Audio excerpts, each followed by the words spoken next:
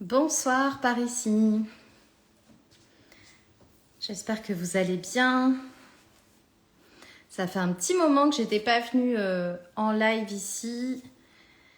Bienvenue, bienvenue à toutes celles et ceux qui nous rejoignent en live que j'avais annoncé hier pour vous présenter Manon.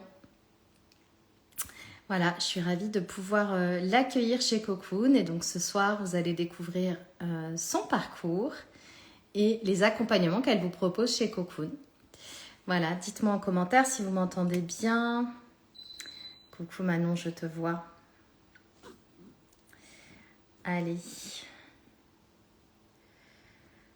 Je t'invite à... Non, attends, je vais t'envoyer une invitation.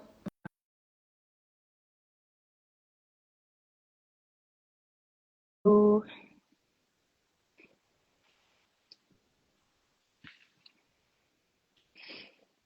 Alors, est-ce que ça fonctionne? Oui. Coucou, Hello, coucou Manon, comment ça vas-tu? va? Ça va toi? Ça va très bien, merci. Je suis ravie de t'accueillir ici. Je suis Vraiment? ravie de revenir en live parce que ça faisait un petit moment. Mais voilà, comme j'aime bien présenter les nouvelles personnes chez Cocoon en live, c'était une belle opportunité puisque ça fait pas très longtemps que tu es dans l'équipe. Oui. Donc, merci d'être parmi nous. Je te propose que je te pose quelques questions très simples sur ton parcours pour que tu puisses un peu nous raconter qui tu es, ce que tu proposes, voilà, comment tu le fais. Et bien sûr, si pour les personnes qui nous regardent en live, vous avez des questions, n'hésitez pas à les mettre en commentaire, on se fera un plaisir d'y répondre. C'est Et le puis moment. si vous nous regardez en replay, merci à vous aussi.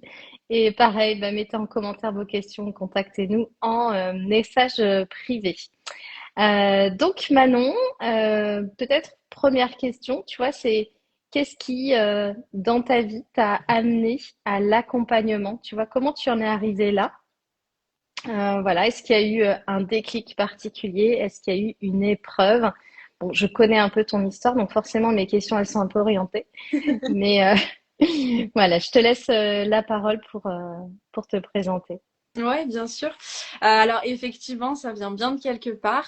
En fait, quand j'avais 20 ans, c'est là où j'ai pris mon appartement. Donc je suis retrouvée seule pour la première fois. Hmm. Et en fait, j'ai vraiment senti cette claque qu'on se prend d'un coup dans l'appartement. C'est très silencieux. Il n'y a pas l'entourage, tout ça. Et du coup, je me suis retrouvée confrontée à moi-même. Puis là, j'ai Hmm. commencé à me dire, finalement, qui es-tu, chère demoiselle? Hmm. À l'époque, voilà, 20 ans, encore très jeune. Et en fait, j'ai entrepris un chemin de développement personnel. Donc, j'ai vu beaucoup, beaucoup de praticiens et j'ai énormément évolué. J'ai énormément pris en maturité. J'ai compris beaucoup de choses. Je me suis libérée de beaucoup de croyances, de peurs, tout ça. Et je me suis dit, en fait, ce serait peut-être bien de passer aussi de l'autre côté et de pouvoir accompagner les personnes qui, comme moi, se retrouvent dans des situations où d'un coup, tu comprends pas trop tes émotions, tes comportements, tes peurs, tout ça, où ça te bloque en fait dans ton quotidien. Et ce qui a vraiment été le déclic, pour le coup, une mauvaise nouvelle, c'est un licenciement économique, Ok. parce que j'étais salariée dans une boîte de e-commerce, donc rien à voir. Mais avec ce licenciement économique, je me suis justement posé cette question que je m'étais pas posée à 18 ans sortie de bac, de que veux-tu faire dans la vie? Et quand je me suis enfin posé cette question, je me suis dit, bon, ben, tu as fait du dev perso, tu sais le bénéfice que ça peut apporter, tu as toujours été à l'écoute, bah, fais-en ton métier. Et voilà. Hmm. Est-ce que tu as été accompagnée toi-même à ce moment-là dans cette nouvelle orientation professionnelle assez jeune finalement? Ouais. Ouais, est-ce que j'ai consulté moi aussi des personnes?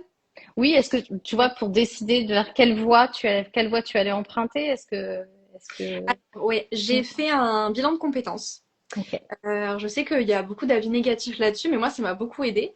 ok. Et en fait, après ça a été quelque chose de très instinctif parce qu'au final, comme pour beaucoup de choses, mais on a tous les réponses en nous, seulement Mm. ben, avec nos schémas de pensée, c'est un peu bloqué. Je savais au fond de moi que c'est ce que je voulais faire, et donc en fait, il a suffi que je vois passer le mot neurocoach, qu'à l'époque je n'avais jamais vu jusque-là. Donc la vie est quand même bien faite. Euh, et en fait, en regardant le contenu d'une neurocoach, ça m'a parlé parce qu'il y avait une approche concrète et scientifique. Et je suis quand même quelqu'un de très terre à terre et de mental. Mm. Donc, d'une chose à une autre, ensuite j'ai trouvé une école, j'ai échangé, c'est une neuropsychologue qui m'a formée. Et j'ai senti en fait que c'était cette voie-là qu'il fallait que je prenne. Ok, magnifique. Merci pour ton partage parce que je pense qu'il y a beaucoup de jeunes en fait qui se lancent dans des voies qui leur ressemblent pas vraiment, tout simplement parce qu'ils savent pas encore ce qui vibre à l'intérieur et se connaissent pas non plus suffisamment. Et du coup, ça montre que bah voilà, on peut tout à fait pivoter, même si on était dans un tout autre univers. Complètement.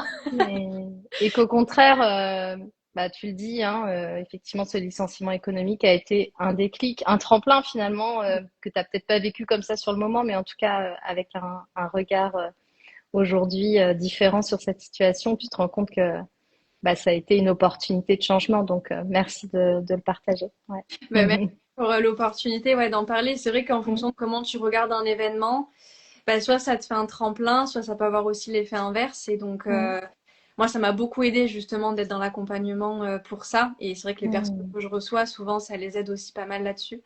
ok. C'est vrai que Mm, c'est déterminant. Puis sur le cursus, à 18 ans, bon, moi, comme je dis toujours, sauf si t'es passionné depuis la tendre enfance, mais sinon, tu mm, fais souvent des choix qui sont un peu influencés ou bah, je sais pas où aller, donc je suis allée ici. ouais. Et moi, je sais que j'aime beaucoup intervenir en lycée. Mm, Je vais voir les terminales souvent pour mm, leur parler un peu de mon parcours, ouais. puisque en sortie de bac, j'ai failli faire 4 diplômes différents. J'ai changé d'avis énormément et puis au final, je suis partie dans toute autre chose. Et puis 6 ans après, je fais une reconversion. Donc en fait, on peut se réinventer autant de fois qu'on veut, quoi. Génial, c'est Mais ça- super que tu leur partages tout ça. Ça ouvre des portes et des possibilités. Ouais, trop bien. Donc coaching neuro-identitaire ou thérapie neuro-identitaire, hein, t'es un peu à la limite entre la thérapie et le coaching, on va en parler, mais qu'est-ce que ça veut dire neuro-identitaire pour toutes les personnes qui se posent la question? Toi, ça t'a instinctivement attiré parce qu'il y a le côté plutôt mental, mais Mm. qu'est-ce que ça veut dire? C'est ça, un mot encore tiré du chapeau, mais en gros, le neuro-identitaire, ça consiste à, on prend en considération le parcours de la personne, mais pas que, on prend aussi en considération le fonctionnement de son cerveau, parce qu'il y a beaucoup de choses qui se passent dans l'inconscient et qui est donc régi par certaines zones du cerveau. Et en fait, si on ignore comment est-ce qu'il fonctionne et quels sont ses besoins, ça peut rapidement être un ennemi. Et donc en fait, cette approche-là, elle aide à comprendre finalement comment est-ce qu'il fonctionne et comment est-ce que nous, du coup, on fonctionne avec ça. Donc nos émotions, nos comportements, nos souvenirs, voilà, toute la panel de l'inconscient. Et en même temps, identitaire parce que en fait, l'identité de la personne, elle est créatrice de tout. Beaucoup de personnes pensent qu'ils ont une identité figée, mais l'identité, elle change.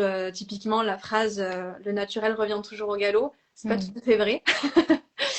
Mais pour ça, il faut beaucoup de prise de conscience. Mais en fait, c'est pour dire que notre identité se construit par rapport à la perception du monde que l'on s'est fait, mais aussi tous nos mécanismes en interne se construisent là-dessus. Et donc, du coup, dans Hmm. mon approche, on vient un petit peu tout remettre à jour pour que tout soit aligné et que tout puisse fonctionner ensemble.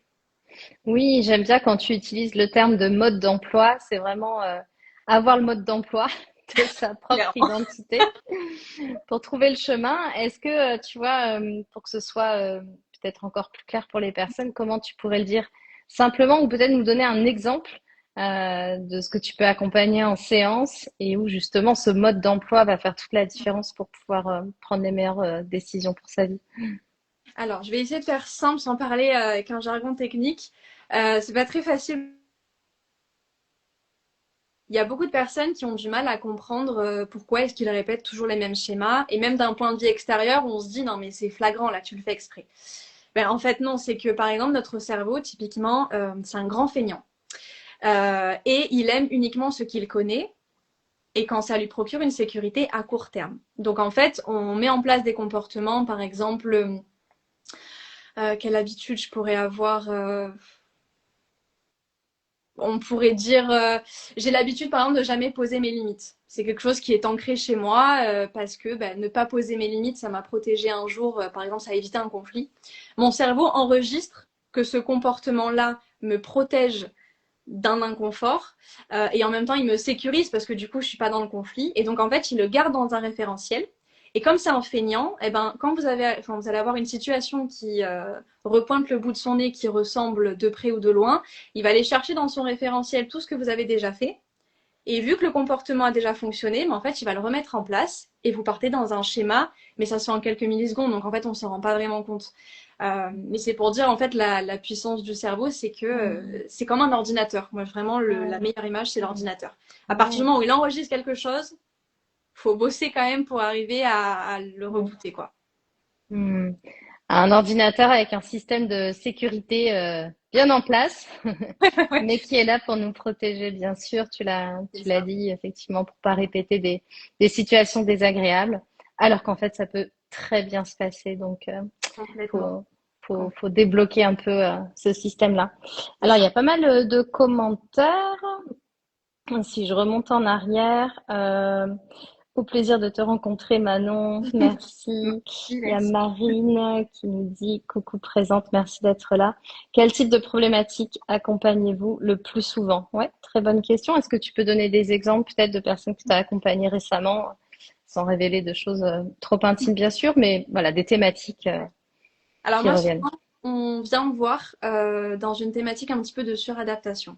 C'est très souvent des femmes qui se retrouvent dans une vie qui correspond pas vraiment à ce qu'elles voudraient, mais en fait, elles se sont habituées, encore une fois, c'est bien le mot, à vivre une vie qui vibre pas en fait. Ça manque de sens. Elles font un métier qui les stimule pas. Elles enchaînent les multicasquettes. Elles prennent jamais le temps pour elles parce qu'elles ont pas eu l'habitude en fait d'apprendre à se poser. Il y a beaucoup de peur derrière et en fait on en revient très souvent à des sujets qui reviennent de l'estime de soi. Et donc en fait moi j'accompagne sur apprendre déjà quelle est leur identité actuelle, d'où elle vient, et je les fais migrer doucement vers une nouvelle identité entre guillemets. Mais c'est les aider à incarner la posture qui leur correspond sans avoir peur et en restant en sécurité. Parce qu'il faut quand même respecter les biais du cerveau, on ne peut pas les enlever, donc autant combiner avec. Oh, ok. Cette thématique d'estime de soi, est-ce qu'elle te parle? Parce que tu sais, on dit souvent, bah, dans l'accompagnement, qu'on accompagne aussi des versions passées de nous qui auraient peut-être eu besoin de notre énergie, de notre présence, de tout ce qu'on sait aujourd'hui pour pouvoir se sentir mieux. Est-ce que ça a été ton cas? Complètement. Hmm, Je hmm, sais que les personnes que je reçois en cabinet sont des personnes où je partage un vécu. J'ai hmm, eu à peu près souvent les mêmes thématiques. Moi, je dis souvent, alors il y a souvent cette idée de la crise de la quarantaine. Mais moi, j'ai envie de vous hmm, dire qu'on la fait pas qu'à 40 ans, cette crise. Moi, je l'ai fait typiquement à 20. hmm, C'est cette crise où d'un coup, on remet tout en question, on se sent pas aligné avec notre identité, il n'y a pas de sens, on n'a pas envie de se lever le matin. Enfin, c'est très très compliqué. Et moi, l'ayant fait très jeune, et ben justement, forcément, j'ai beaucoup de personnes qui viennent me voir dans ce type de problématique. Au début, hmm. j'ai très peur. Moi, j'ai des personnes qui m'ont dit, non mais tu te rends compte, ça veut dire que je vais déménager à l'autre bout du monde, je vais quitter mon mari. Je dis non, t'inquiète pas. Toi, tu vas changer, mais en fait, tu vas rester dans le même environnement s'il te convient. Mais Ouais. en changeant toi, ta posture en fait et ta vision de voir les choses, bah tu verras que tu seras beaucoup plus aligné dans la vie dans laquelle tu es. Et au final, la personne n'a pas Hmm. déménagé et elle est toujours avec son mari. Ouais. Hmm. Et probablement que leur relation a grandi, a évolué aussi, parce que bien évidemment, quand on change, on fait quand même bouger l'écosystème, même si on reste dans le système, enfin si on décide de rester dans le système. Ouais, Donc c'est ça qui est magique aussi, c'est vraiment l'effet l'effet domino. c'est ça. Et Ouais, puis tout part de nous. Enfin, je ouais. sais que c'est une phrase qui est souvent mal comprise, mais on est créateur de tout ce qui y a autour de nous en fait. Et dès qu'il Hmm. suffit que nous on change notre regard, notre comportement ou notre gestion émotionnelle, et en fait on se rend compte que en face ça répond d'une toute autre manière, et du coup bah, la dynamique n'est pas la même. Ouais. Hmm. Moi, j'aime bien dire tout ce qui se passe à l'extérieur est le reflet de ce qui se passe à l'intérieur. Comment se déroule une séance type, nous dit, j'arrive pas à dire le nom de profil. Et Marine qui nous dit que c'est clair qu'elle a tout bien compris. Ah. Euh, C'est voilà. rassurant parce que parfois j'ai l'impression que je parle chinois, mais mais Non, pas du tout, mais c'est vrai que c'est un challenge pour nous de façon générale dans l'accompagnement que d'arriver à expliquer simplement parce qu'en fait on est tellement dedans, on vit notre pratique, on est des passionnés, on a fait plein de formations et c'est vrai que vulgariser nos propos, comme tous les métiers, hein, dans tous les métiers c'est le cas, c'est pas toujours évident de trouver les mots les plus simples. Et je trouve que tu as vraiment cette capacité à le faire, donc bravo. Tu devrais créer ton podcast. Parce que moi, j'adore t'écouter, c'est hyper fluide. Vraiment, déjà, tes vidéos sont super. Donc, je vous invite vraiment à aller sur la page Instagram de Manon qui est très généreuse dans tous ses partages. Mais vraiment, à l'avenir, crée ton média, hein. C'est peut-être. Euh, alors, qu'est-ce qu'on a comme question? Les hommes et les femmes rencontrent des problématiques différentes en coaching neuro-identitaire. Est-ce qu'il y a une différence? Alors, je ne sais pas si tu as déjà accompagné des hommes, tu disais que Ouais, c'était surtout des femmes qui venaient te voir. j'en ai eu. Euh, oui. Est-ce que... Étonnamment, j'en ai eu et je pensais pas quand j'ai démarré, je pensais que les hommes étaient plus réticents et au final pas du tout. Et on est Mhm. sur les mêmes types de thématiques, tout simplement parce que ça reste des êtres humains. Et en fait, bien sûr, chacun a son prisme sur la situation, mais on en revient en fait systématiquement à des sujets d'estime de soi, parce que très souvent on oublie la valeur qu'on doit s'accorder, et à des sujets identitaires, parce que en fait, tout se crée au niveau de l'enfance, la perception du monde qu'on se fait très jeune et qu'on garde jusqu'à ce qu'on fasse un travail d'accompagnement pour avoir des prises de conscience. Et en fait, on garde ce chemin-là et on se construit tout un parcours. Donc très Mhm. souvent dans mes accompagnements, je vais faire un petit saut. Rien de bien méchant, je vous rassure, mais Mhm. je vais faire un petit saut parce que souvent il y a des points clés qui sont issus depuis l'enfance et qui n'ont jamais été vraiment mis à jour. Il suffit que Mhm. votre cerveau ait gardé en mémoire une réaction de quand vous aviez par exemple 8 ans. Aujourd'hui, si vous en avez 42, vous n'avez pas les mêmes ressources. Et donc forcément, il faut juste dire à votre cerveau, OK, aujourd'hui, j'ai un certain parcours qui fait que cette situation-là, je peux la gérer autrement. Mhm. Aujourd'hui, tout va bien. Mhm. Venir rassurer et sécuriser le système nerveux. Mhm. Complètement. Ok, donc justement, comme tu me parles de ça, est-ce que tu peux nous expliquer un petit peu comment se déroule une séance et puis un accompagnement plus globalement, puisqu'on sait bien que en coaching comme en thérapie, même si chez Cocoon on est plutôt sur des thérapies brèves, Ouais. on ne peut pas opérer notre magie en une séance. Donc comment ça se passe un accompagnement avec toi? Eh bien, lors de la première séance, moi j'aime bien dire que je mets une casquette d'enquêtrice. Ouais. L'idée, c'est de faire un petit topo en fait sur la problématique qui vous fait venir à moi. On va venir dès la première séance en fait comprendre quels sont les impacts sur quel domaine de la vie. On va faire un petit topo global. On va déjà commencer à travailler parce qu'en fait moi je fonctionne avec du coaching, donc en fait c'est des questions très souvent. Mm. Mm. Donc on arrive déjà à dégrossir pas mal de choses. À l'issue de la première séance, moi j'envoie toujours un espèce de petit compte rendu de première séance en expliquant comment est-ce que moi j'envisage de travailler par rapport à la problématique. Parce Mm. que, par exemple, l'estime de soi, c'est un sujet qui est très vague. Et donc, en fait, on va aller l'explorer sous différents angles. Généralement, le plus long chemin que j'ai eu, c'est 6 séances. Parce qu'effectivement, thérapie brève. Mais j'aime bien rappeler quand même que, même si l'image n'est pas de l'amour, on est comme des oignons. Donc, en Mm. fait, moi, quand on vient me voir pour une couche de l'oignon. Et donc, Mm. en fait, à chaque fois, on fonctionne par objectif pour quand même que ce soit cadré. Et en fait, Mm. à chaque fois, on enlève une couche d'oignon. Il y a des personnes, ça leur suffit. Et il y a des personnes, au contraire, qui me disent non, ben, on continue. Il y a ça Mm. maintenant qui me Mm. dérange, donc on va y aller. Et donc, Yes. après, voilà, en fonction de ce que je Mm. propose, les personnes me valident ou pas. Et puis, on fixe les prochains rendez-vous. Hmm. Ben, écoute, tu as parfaitement répondu à une question qui vient d'arriver là dans les commentaires, c'est comment comprendre ses besoins. Ben, cette première séance, justement, au travers de questions précises, permettent d'éclairer concrètement de quoi on a besoin. Donc c'est super. Merci d'avoir répondu C'est à ça. ça. Euh, est-ce qu'il y a tu as autre chose que tu avais envie d'ajouter pour aider les personnes à se projeter dans un accompagnement avec toi, tu vois, peut-être citer des problématiques ou des ressentis que les personnes peuvent avoir et se disent, est-ce que ce serait pas le moment d'aller voir Manon? Oui, oui, bah alors on est venu me voir, parce que du coup forcément je me base un peu sur les thématiques qu'on m'a amenées. On est venu me voir par exemple pour un sujet de procrastination. Mhm. Une personne était un peu bloquée, elle avait un projet en tête et en fait, malgré toutes les routines, malgré toute la bonne volonté, ça n'arrivait pas à passer à l'action. Donc typiquement, on est venu me voir pour ça. On est venu me voir aussi pour des personnes qui n'arrivent pas à s'affirmer.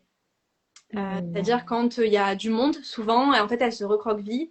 Et c'est souvent des situations en fait qui dérangent, qui énervent soi-même. Généralement, quand on vient me voir, c'est quand on en arrive à ce niveau-là de OK, ce Mhm. comportement-là, je peux plus, je comprends pas, ça me saoule. Oui. J'ai besoin en fait d'avancer ou d'avoir des réponses. Et Mm. donc très souvent c'est ça où j'ai eu aussi là dernièrement lié au travail. Mm. C'est typiquement, bah, je me reconnais plus, j'ai plus les mêmes valeurs que j'avais avant pour cette entreprise, j'ai plus envie de me lever le matin, je broie du noir constamment. Voilà, c'est un peu, on vient me voir avec des choses comme ça. Ok, donc il y a une forme de chronicité, quoi. Ça fait un Mm. moment que Ouais, on est sur les mêmes sujets et il y a une espèce de lassitude de tourner en rond finalement hein, dans les mêmes schémas. Hmm. complètement. Généralement, on vient me voir, là, il y a urgence. Hmm. À Ouais. présent, quasiment, je dirais 95% des personnes qui sont venues me voir, c'était ça. Et oui. Mm. Et oui, malheureusement, souvent, on n'agit pas à titre préventif, donc forcément, il y a un moment où il y a un trop-plein. Il y a Marine qui nous dit quels sont les blocages les plus fréquents. Bon, bah là, on vient d'en citer pas mal. Bon, après, là, c'était plutôt des ressentis Oui. de problématiques. Les blocages, t'en as parlé, ça peut être en lien avec l'estime de soi, en lien avec les conditionnements qu'on a mis en place de par notre éducation ou notre vécu. Donc ça, j'ai envie de dire, c'est propre à chacun et à chacune. Euh, mais est-ce que tu t'as observé une récurrence sur certaines choses, tu vois, dans les parcours de vie qui ont fait qu'il y a certains schémas en lien avec l'estime de soi qui ont été mis en place? Est-ce que tu as des choses à nous partager là-dessus? Oui. Marie Très nous dit, j'essaie de savoir si je me retrouve un peu. enfant. En fait, très souvent, c'est des personnes, quand on creuse, on se rend compte qu'il y a vachement la peur de décevoir, de pas être à Hmm. la hauteur. Quand on parle de l'estime de soi, c'est vraiment la valeur qu'on s'accorde et c'est ces questions-là, c'est est-ce que je suis légitime d'être aimée? Est-ce que j'ai ma place dans la vie que je mène aujourd'hui auprès des personnes qui m'accompagnent? C'est des personnes qui, parfois, ont reçu alors, il y avait un peu de critique, ou alors parfois c'était une éducation un peu assez stricte, où il n'y a pas la Hmm. place pour l'erreur, où on a des exigences, on a des attentes, et du coup, en fait, on est dans une sorte d'hyper-vigilance, on essaie de faire attention à tout ce qu'on fait, parce Hmm. que en tant qu'être humain, on a des besoins de base qu'on ignore, mais il suffit pas juste de manger et dormir pour vivre, on a aussi des besoins bien précis, et en fait, on est toujours dans cette quête de se faire aimer, d'être entouré, d'être accepté. Et moi, c'est souvent ces thématiques-là qui reviennent quand même en masse parce que ça revient à l'enfance et à ce qu'on nous Hmm. a fait croire. Hmm. Et peut-être à certains manquements aussi, affectifs. Ou autres. Ok, merci. Alors, on nous pose une question très très large. Je pense pas qu'on puisse y répondre dans ce live ce soir parce que ça demanderait beaucoup plus de temps, mais c'est comment prendre confiance en soi. Mhm. Euh, et puis, ben, je pense aussi que là, la question, il faut qu'elle soit quelque part individualisée. Est-ce que tu as envie de nous dire un mot quand même sur la confiance en soi, peut-être par rapport à ton propre parcours? Toi, qu'est-ce qui t'a donné confiance en toi? Parce que c'est une énergie que tu dégages aussi aujourd'hui. Donc, de là où tu viens, tu vois, qu'est-ce Mhm. qui t'a le plus aidé? Mm. En fait, j'ai envie de vous dire, la confiance en soi, c'est quelque chose qui bouge. C'est-à-dire que dans la vie, on a des aléas, on a des moments hauts, des moments plus bas. Et en fait, la confiance, c'est pareil. C'est pas Mm. quelque chose qui est figé. Ensuite, la confiance, très souvent on dit j'ai pas confiance en moi, mais c'est pas ça. C'est un manque d'estime de soi. C'est un peu différent, vous allez dire je chipote sur les mots, mais en fait la différence elle est énorme, c'est que la confiance en soi c'est ma capacité à agir, ma capacité à faire, qui ça est très conditionnel, c'est-à-dire que ça dépend de mon état de fatigue, de mes compétences, de mon apprentissage, etc. Et ensuite il y a surtout l'estime de soi. Ça c'est la valeur que je m'accorde euh, et l'acceptation que j'ai de ma propre personne. C'est est-ce que je m'accepte, est-ce que je m'aime, est-ce que j'estime que j'ai de la valeur. Et en fait, moi, Mm. c'est en travaillant en accompagnement pour aller à ma propre rencontre, en me débarrassant en fait de tout ce qui venait parasiter en fait ma façon de voir les choses. Et quand j'ai appris à me connaître, bah forcément j'ai repris confiance parce que je me suis reconnectée, mais c'est passé par un accompagnement et aussi par de. Je me suis beaucoup cultivée sur ces sujets-là, forcément. Et, euh, Mm. et c'est pour ça que dans mes accompagnements, je fais du coaching, mais je fais aussi. Je donne pas des cours, vous inquiétez pas, mais Mm. j'aime bien transmettre, expliquer des concepts Mm. psychologiques Ouais. parce que des fois, c'est des choses toutes simples, mais qui changent Mm. énormément de choses dans la Mm. compréhension. Génial, hyper clair, merci. Et d'ailleurs, dans cette mission de transmettre le plus possible autour tout ce qu'on devrait apprendre à l'école finalement, hein. Oui.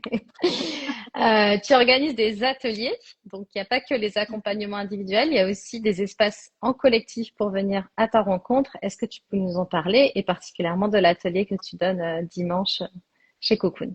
Oui. Hmm. Effectivement, comme j'adore transmettre, j'ai créé des ateliers et typiquement celui de dimanche, le sujet, c'est l'estime de soi. Ah On bon? est dans le mille. Euh, En fait, l'idée de pourquoi j'ai créé ces ateliers, c'est que je sais à quel point c'est difficile de faire ce premier pas de prendre une séance.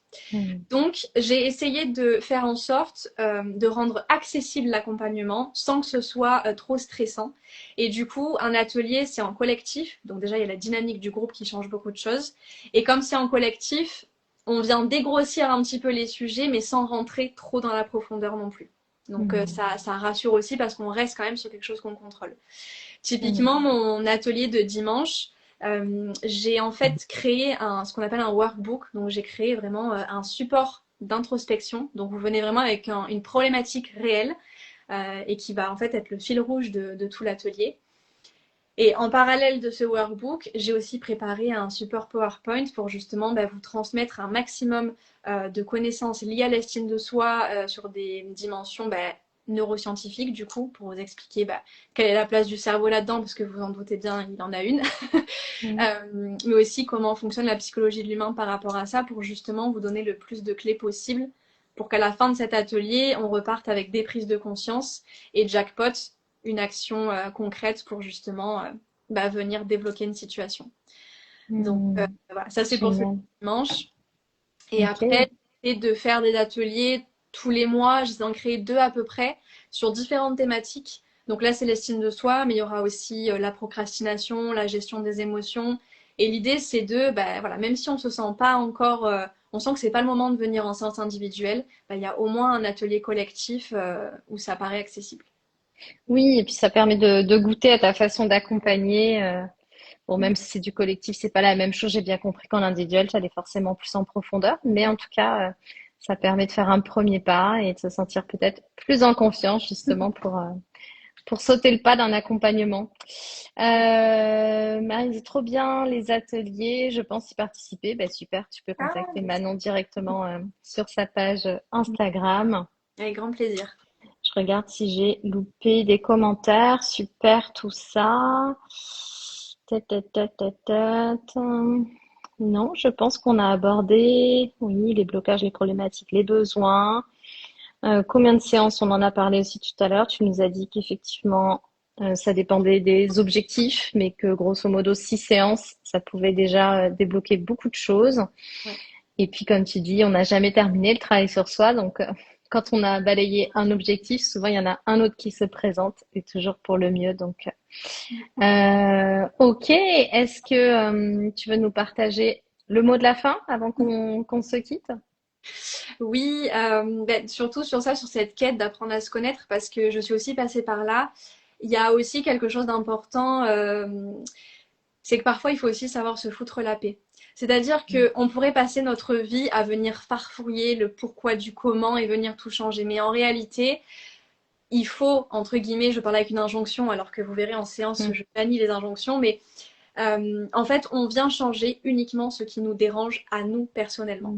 mm, mm. Moi, il y a plein de choses que j'ai pas travaillé parce que aujourd'hui, ça me dérange pas tant que ça. Et pourtant, je sais qu'il y aurait matière à travailler, hein, mais pour le moment, je sens que c'est pas le moment. Ça m'appelle pas, donc je le travaille pas. Par contre, il y a d'autres sujets qui reviennent sur la table où là, je me dis, ouais, bon, si je m'écoute un petit peu, je sais que ça dérange.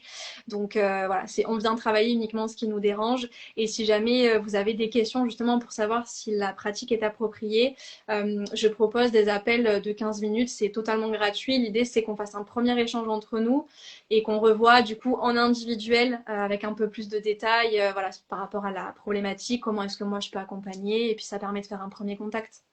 Génial. Donc, un appel découverte de 15 minutes pour échanger et vérifier que tu es la bonne personne pour accompagner la problématique. Complètement. Fantastique. Merci Manon, c'était très clair. Merci pour ta belle énergie et tout ce que tu amènes chez Cocoon.